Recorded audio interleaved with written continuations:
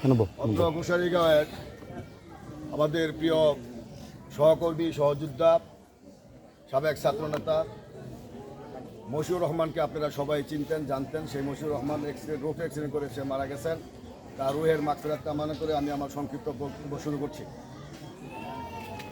ঐতিহ্যবাহী গোসাইগাঁও পাড়া মহল্লা গঠিত আজকের এই উঠান বৈঠকের সম্মানিত সভাপতি, আপনাদের প্রিয় মুখ, প্রিয় পরিচিত ব্যক্তি আবুল হোসেন মুরাল আমাদের মাঝে আছেন। আপনাদের প্রিয় ব্যক্তি, প্রিয় মানুষ, অত্র এলাকার কৃতি সন্তান, দুর্গাপুর ইউনিয়ন তথা কাপাসিয়া উপজেলার কৃতি সন্তান জনাব আলহাজ খন্দকার আজিজুর রহমান প্যারাভাই আপনাদের সামনে উপস্থিত আছেন। দুর্গাপুর ইউনিয়ন সংগ্রামী সভাপতি জনাব সুলাইমান মোল্লা সহ আমাদের দুর্গাপুর ইউনিয়নের বিএনপির ধারক বাহক উপস্থিত আছেন। কর্মী সমর্থক ভাইরা, মুরুবিয়ান, মুসলিয়ান এবং আমার দক্ষিণ পাশে আমার প্রিয় মা বোনেরা এখানে উপস্থিত আছেন। এই গ্রামটা হচ্ছে বিএনপি অধ্যুষিত গ্রাম। পূর্বে থেকে যে আমরা আপনারা যারা ভোট দিয়ে আসছেন, আপনাদের কেন্দ্র হচ্ছে বেগুনাটি। বেগুনাটি ভোট হয়েছে উপজেলা নির্বাচন, সংসদ নির্বাচন, ইউনিয়ন নির্বাচন। সেই নির্বাচনে আপনারা আপনাদের মূল্যবান ভোট দিয়ে আমাদের কাঙ্ক্ষিত ভোট দিয়ে জয়যুক্ত করেছেন। এমনিভাবে আগামী জাতীয় সংসদ নির্বাচন আসছে 2026 সালে রানীগঞ্জ কেন্দ্রে।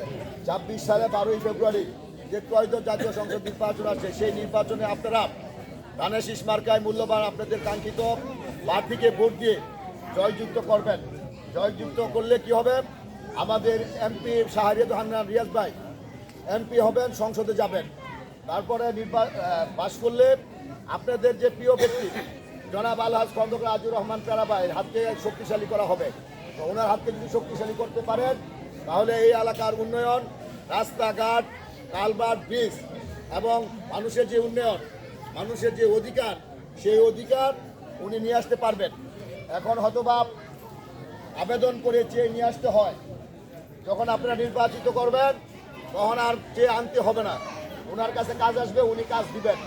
আর আল্লাহ পাক রাব্বুল আলামিন দরবারে আমি শুকরিয়া জ্ঞাপন করছি। আল্লাহ পাক যেন আমাদের প্রিয় নেতা খন্দকার আজিজুর রহমান প্যারাভাইকে দীর্ঘ ন্যায় হায়াত দারাজ করেন। যদি উনি আমাদের কাছে যদি বেঁচে থাকেন, দীর্ঘদিন যদি বেঁচে থাকেন, উনি যেই কাজগুলি উনি করতে পারেন সহজে, আমরা সেই কাজগুলি সহজে করতে পারি না। মিটিং বলেন, মিছিল বলেন, উঠান বৈঠক করেন, উন্নয়ন বলেন, যে কোনো কাজ উনি থাকলে যেটা সহজভাবে আমরা করতে পারি, উনি না থাকলে সেটা আমরা করতে পারি না এবং করতে পারবো না। এটা আপনারা জানেন। এই জন্য ওনার ন্যায় হায়াত দ্বারা করুক আল্লাহ পাকের কাছে এই শুকরিয়া আমরা সকলে করবো, সকলে ওনার জন্য দোয়া করব। আর বিশেষ করে আমাদের বাংলাদেশ জাতীয়তাবাদী দল ইসলামী মূল্যবোধে বিশ্বাসী, আপনারা যারা এই যে এখানে সামনে আছেন, সবাই ইসলামী মূল্যবোধে বিশ্বাসী, ধর্মে কর্মে বিশ্বাসী। আপনারা নামাজ, রোজা এবং আমলি লোক। আমি জানি আমলিরা যারা আছে তারাও আমলি লোক, সুশিক্ষিত এবং মার্জিত মহিলা, আমার মা বোনেরা। আপনাদের কাছে যদি আমাদের দূর দূরান্ত থেকে কিছু হিজাব করে কিছু মহিলা আপনাদের বাড়িতে যদি আসে, যদি কোরআনের অপব্যাখ্যা দেয়, কোরআনের কোনো ভুল ব্যাখ্যা দেয়, আপনাদেরকে ঈমান, আমল এবং আপনাদের বিশ্বাস যদি নষ্ট করতে চায়, তখনই আপনারা ওনাদেরকে প্রশ্নের সম্মুখীন আপনারা করবেন। তো এমনিভাবে আমরা পুরুষ যারা আছি, আমাদেরও যাতে করে ঈমান নষ্ট না করতে পারে, আমাদের কোরআনের ভুল ব্যাখ্যা দিতে না পারে, ওই দিকে আমরা দৃষ্টি রাখবো এবং সজাগ থাকবো। এবং আমাদের যে জাতীয় সংসদ নির্বাচন, সেই নির্বাচনের আগে আমাদের প্রত্যেকেই ঐক্যবদ্ধ থাকতে হবে। ঐক্যবদ্ধ থেকে আমরা আমাদের কাঙ্ক্ষিত প্রার্থী, আমাদের ধানের শীষ, সেই ধানের শীষ মার্কায় ভোট দিয়ে আমরা জয়যুক্ত করব।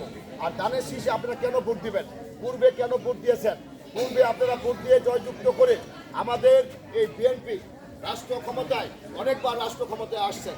আসার পরে দেশে উন্নয়ন হয়েছে, দেশের মানুষের কল্যাণ হয়েছে।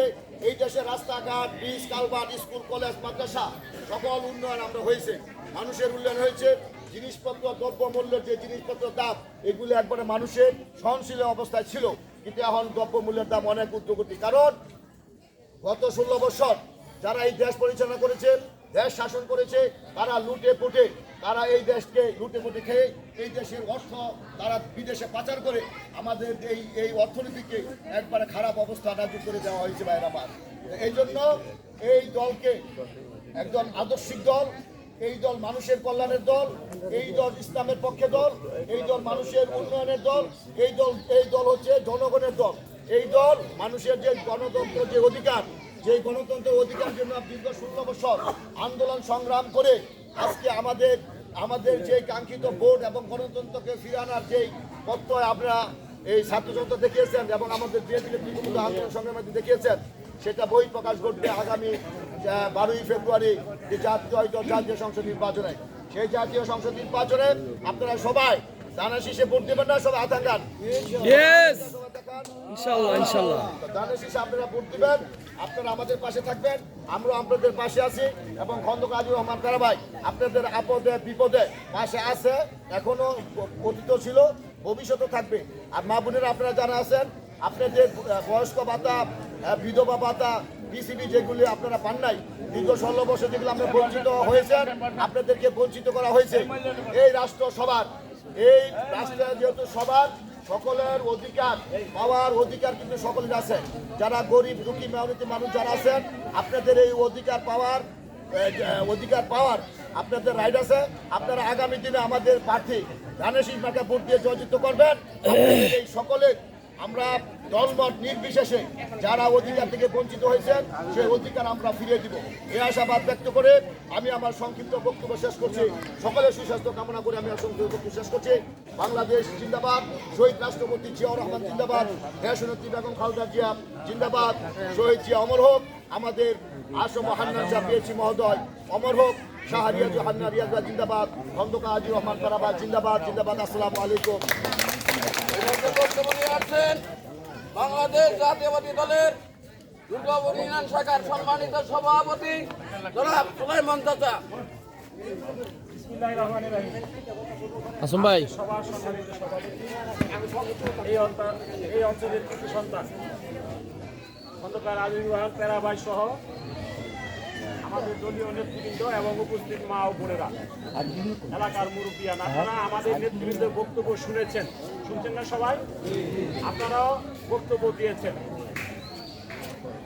আমরা এই অঞ্চলে আপনাদের সন্তান ছিল যারা ইতিপূর্বে মৃত্যুবরণ করেছেন, তাদের সাথে আমরা বলতে, যেমন লতিফ ডাক্তার এই ওয়ার্ডের একসময় সভাপতি ছিল। এই যে এখানে সাহিদ ছিল, উনিও মারা গেছে। আরো কিছু প্রবীণ লোক ছিল এই অঞ্চলে যারা মারা গিয়েছে, তাদের রুহের মাগফিরাত কামনা করি। আমি একটি কথা বলবো, আপনারা মনে করতে পারেন যে আমরা এই যে আজকে আসছি, এরা আমরা যারা আসছি সবই আমরা বিএনপি অথবা কর্মী অথবা সমর্থক, তাই না?